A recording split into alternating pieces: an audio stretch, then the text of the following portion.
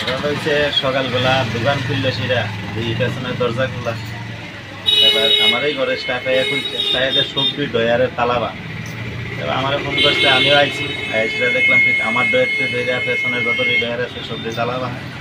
এবার CC camera on করলাম, on করে সেটা দেখলাম যে সবজি ডয়ার থেকে যা যা ঘোড়াগাড়ি আছে, মনে করো যে কারিগর যে কাজ করে ঘোড়াগাড়ি ডয়ারে থাকে, এরপরে মনে করো যে জারা জোড়ার যেটি আসলো এটা সব কাছে লইছে, লইয়া এটাও খুলছে, এটা খুললা সেই কিছু পাইছে না, অল্প কিছু ঘোড়াগাড়ি যেটি পাইছে কোথাও থেকে লইছে।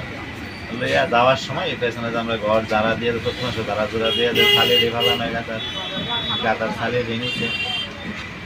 এবং ঘটনাটা হয়েছে ভোর 4:30 থেকে ক্যামেরা যেটা দেখলাম আর কি, 4:30 থেকে প্রায় 4:41 অব্দি, মানে এটা ভোরবেলার ঘটনা। দোকান থেকে থানার দূরত্বটা কতটুকু হবে? 100 মিটার হইতো না, এই তো থানা, এই যে আমার লেফট সাইডেই থানা। থানার সামনে যে সিসি ক্যামেরাগুলো আছে সেগুলো কি সচল আছে না? এটা যদিও জানি না, তবে আমরা পুলিশে তো বিষয়টা জানানো হয়েছে, বা পুলিশ আয়েসিরা দেখতেও গেছে বিষয়টির সাথে, বাজার ব্যবসায়ীকেও আইছে বিষয়টা।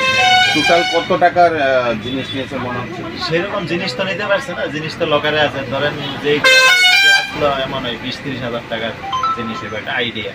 দোকানের নামটা কি? নাম ভোলানাথ, মালিকের নাম বিষ্ণু দত্ত।